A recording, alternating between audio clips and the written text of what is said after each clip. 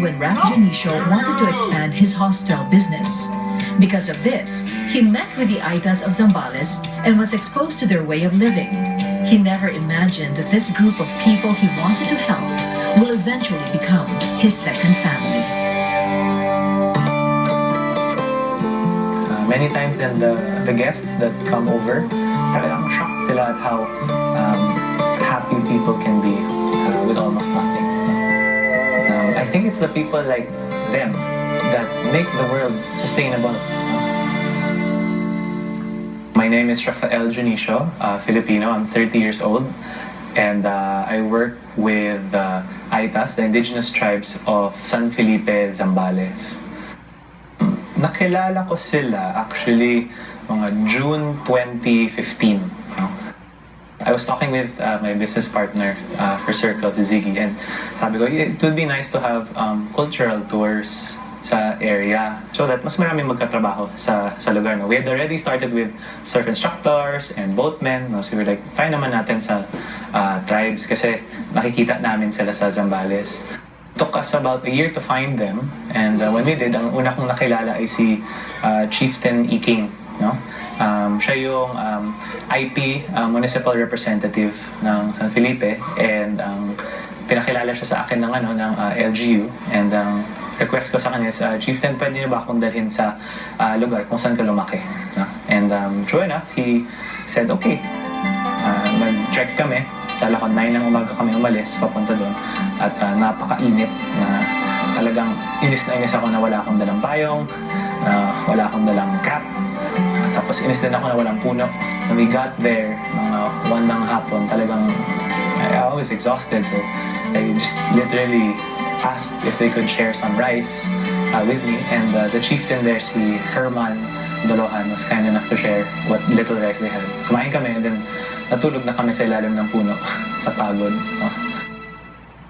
Yung napansin ko sa Aetas kasi, dahil wala na silang kagubatan, no? Their dry season, or yung tag-init nila, mahaba. No? It reaches 6-7 months na walang ulan. No? And that means that crop failure yung mga farmers na. No? So they're very limited in terms of their choices on what they can plant. No? Hindi naman nila kasalanan kung bakit nawala yung natural resources ng area. Kasi it's not the tribes that took away all the forest. It's industry. No? That's why I believe that business should be the one to also return it. Mad travel, mad means make a difference. The whole concept was to travel while doing good acts, no? That can sustainably create change and impact in the local community. You start the tour sa Circle, and then at 7:30 in the morning, and then you take a 10-15 minute van ride to Barangay Maloma, and then may briefing ng konti, and then maglalakad na kayo. No? Pag naglakad kayo, you will cross 4 rivers. That's the first part, it's adventure. And then you see the beautiful sights, talagang wow, ganda. Then when you get to the tribe, that's when the adventure becomes more cultural, because you start to meet the people. So you can have them cook, kasi they're going to cook for you. Yung food, magto-change yan to culture. No? May sasayaw doon, yung isang elder nun, si Ate Milyang, although hindi siya nakakapagsalita ng Tagalog or English, no? Siya yung paborito ng mga bisita because she always communicates with her smile and her dancing and her laughter. Kamusta ang pagtatanim niyo? Masaya ba? And then the last part, the last thing that we do is about the rainforest. It's very clear na dahil walang rainforest, walang rain.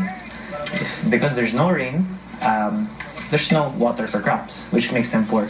So what we want to do is to bring back the rainforest now, because each tree holds about 2,000 liters of water in its root system, which can hydrate the soil. No? When we bring guests kasi, syempre they're very curious, ano ba yung kwento ng tribe, no? And pag nakita nila na yung tribe nagkakaisa, and they're very determined, especially under their leader, to get out of their own state of poverty, no?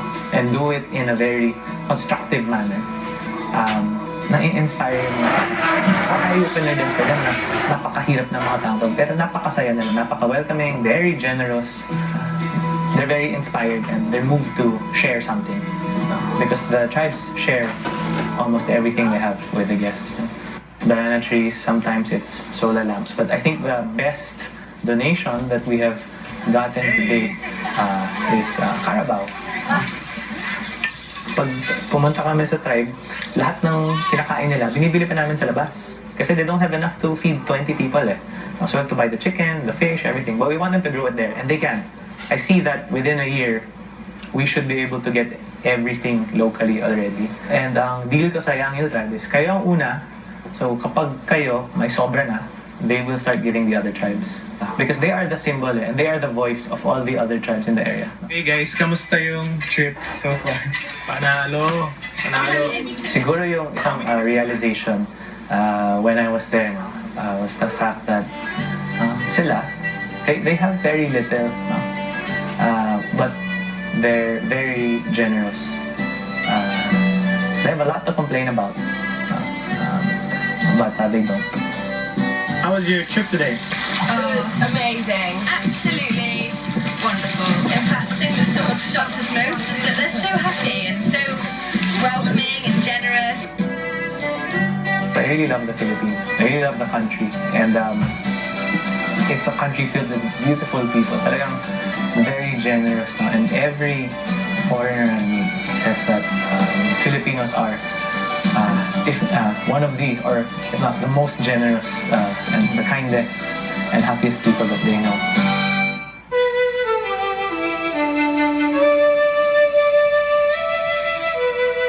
A sad reality. Indigenous brothers and sisters are often disregarded and considered a minority because they are different.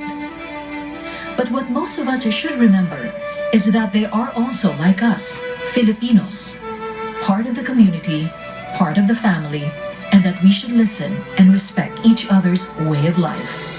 I'm Amelin Veloso. Join us again next week as we tell you more stories that inform and inspire.